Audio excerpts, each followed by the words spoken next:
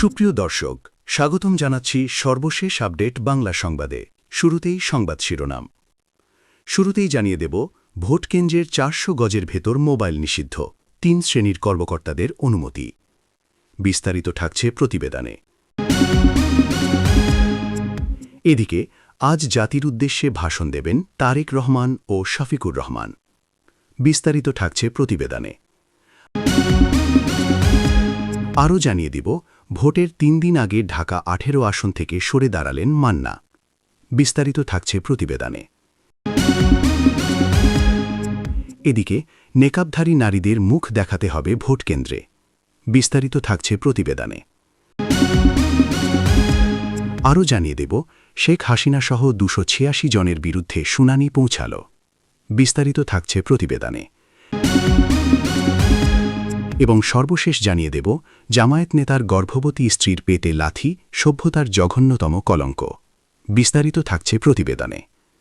এতক্ষণ শুনছিলেন সংবাদ শিরোনাম, এবারে বিস্তারিত।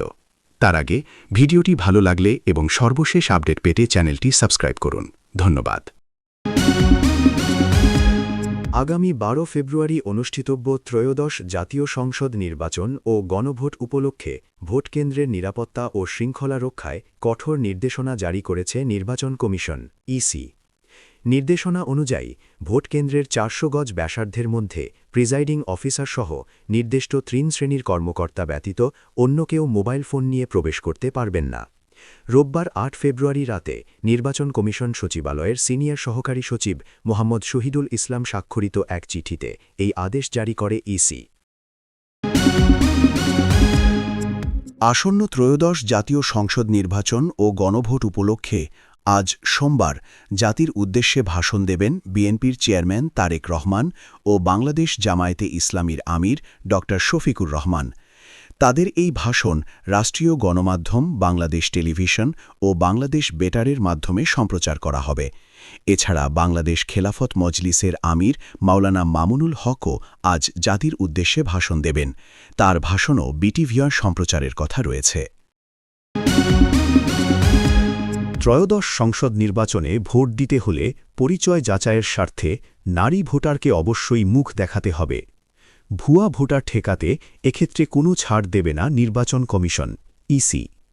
নারী ভোটারদের পরিচয় নিশ্চিতে ভোট কেন্দ্রগুলোতে নিয়োগ করা হবে মহিলা পোলিং অফিসার ও নারী আনসার। ইসি সূত্র জানিয়েছে, নির্বাচন কমিশনের নির্দেশনা অনুযায়ী পর্দাসীন নারীদের ক্ষেত্রে পুরুষ কর্মকর্তার সামনে নেকাব বা বোরকা খুলতে বাধ্য করা যাবে না। এ বিষয়ে নির্বাচন কমিশনার আনোয়ারুল ইসলাম সরকার আমার দেশকে বলেন, আইন অনুযায়ী ছবিসহ ভোটার তালিকা প্রত্যেক ভোটকেন্দ্রে থাকবে। ভোট দেওয়ার আগে ভোটারের চেহারার সঙ্গে তালিকাভুক্ত ছবির মিল করতেই হবে। এটি ভোট পরিচালনা বিধির বাধ্যতামূলক অংশ। জয়বাংলা ব্রিগেডের জুম মিটিংয়ে অংশ নিয়ে অন্তর্বর্তীকালীন সরকারকে উৎখাত ও রাষ্ট্রবিরোধী কর্মকাণ্ডে অংশ নেওয়ার অভিযোগে করা রাষ্ট্রদ্রোহ মামলায় সাবেক প্রধানমন্ত্রী শেখ হাসিনা সহ ২৮৬ জনের বিরুদ্ধে অভিযোগ গঠন শুনানি পিছিয়ে আগামী ২ মার্চ দিন ধার্য করেছেন আদালত। আজ সোমবার ঢাকার বিশেষ জজ আদালত ৯-এর ভারপ্রাপ্ত বিচারক মোহাম্মদ রবিউল ইসলাম এ দিন ধার্য করেন। এদিন অভিযোগ গঠনের অবশিষ্ট শুনানির জন্য ধার্য ছিল। এজন্য কারাগারে আটক আসামিদের আদালতে হাজির করা হয়। তবে ঢাকার বিশেষ জজ আদালত ৯-এর বিচারক আব্দুস সালাম ছুটিতে থাকায় ভারপ্রাপ্ত বিচারক শুনানির দিন ধার্য করেন। এর আগে গত ২১ জানুয়ারি অভিযোগ গঠনের আংশিক শুনানি অনুষ্ঠিত হয়। ওই দিন পরবর্তী শুনানির জন্য ৯ ফেব্রুয়ারি দিন ধার্য করেন আদালত। মামলার সূত্রে জানা গেছে, গত বছরের ২৭ মার্চ শেখ হাসিনা সহ ৭৩ জনের বিরুদ্ধে রাষ্ট্রদ্রোহের অভিযোগে আদালতে মামলাটি করেন সিআইডির সহকারী পুলিশ সুপার মোহাম্মদ এনামুল হক।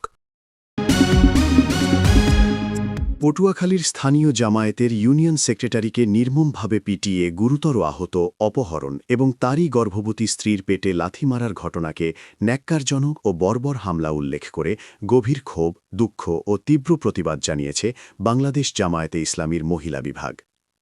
রোববার ৮ ফেব্রুয়ারি দিবাগত রাতে বাংলাদেশ জামায়াতে ইসলামীর মহিলা বিভাগীয় সেক্রেটারি অধ্যক্ষ নুরুন্নিসা সিদ্দিকা স্বাক্ষরিত এক বিবৃতিতে বলা হয়েছে, স্থানীয় জামায়াতে ইসলামীর একজন দায়িত্বশীল ইউনিয়ন সেক্রেটারিকে নির্মমভাবে পিটিয়ে গুরুতর আহত করে অপহরণ এবং তার গর্ভবতী স্ত্রী, যিনি নিজেও চন্দ্রদ্বীপ ইউনিয়ন জামায়াতের মহিলা বিভাগীয় দায়িত্বশীল, উনার পেটে লাথি মারা মানবতা ও সভ্যতার ইতিহাসে এক জঘন্যতম কলঙ্ক। একজন গর্ভবতী নারীর ওপর এই পাশবিক আক্রমণ প্রমাণ করে সন্ত্রাসীরা রাজনৈতিক শিষ্টাচার তো দূরের কথা, ন্যূনতম মানবিক মূল্যবোধও হারিয়ে ফেলেছে। নারীর মর্যাদা, মাতৃত্বের সম্মান ও অনাগত সন্তানের নিরাপত্তা সবকিছুকে পদদলিত করে চালানো এই সহিংসতা কোনোভাবেই ক্ষমার যোগ্য নয়। ত্রয়োদশ জাতীয় সংসদ নির্বাচনের মাত্র ৩ দিন আগে ঢাকা ১৮ আসন থেকে প্রার্থিতা প্রত্যাহারের ঘোষণা দিয়েছেন নাগরিক ঐক্যের সভাপতি মাহমুদুর রহমান মান্না। রোববার রাত 12:30টার দিকে নিজের ভেরিফাইড ফেসবুক পেজে এক পোস্টের মাধ্যমে তিনি এই সিদ্ধান্তের কথা জানান। মান্না লিখেছেন, তিনি বগুড়ায় অবস্থান করছেন। ঢাকা ১৮ আসনে নির্বাচন করা ব্যয়বহুল, এই ব্যয় নির্বাহ করা সম্ভব নয় বলে প্রতিদ্বন্দ্বিতা না করার সিদ্ধান্ত নিয়েছেন। পোস্টে তিনি লেখেন, এখন আমি বগুড়ায়। একটি বিশেষ পরিস্থিতিতে সংসদ নির্বাচনে ঢাকা ১৮ এবং বগুড়া ২ থেকে প্রতিদ্বন্দ্বিতা করার সিদ্ধান্ত নিয়েছিলাম। ঢাকা ১৮ একটি বিশাল নির্বাচনী এলাকা, এর অন্তর্গত ৭.৫টি থানা এবং ৬.৫ লক্ষের মতো ভোটার এখানে। নির্বাচন এতই ব্যয়বহুল যে তা নির্বাহ করা আমার পক্ষে সম্ভব নয়। এই প্রেক্ষিতে আমি ঢাকা ১৮র নির্বাচনী প্রতিদ্বন্দ্বিতা থেকে নিজেকে প্রত্যাহার করা সিদ্ধান্ত নিয়েছি। আমার এই সিদ্ধান্তে হয়তো অনেকে মনে কষ্ট পাবেন, তাদের কাছে আমি দুঃখ প্রকাশ করছি।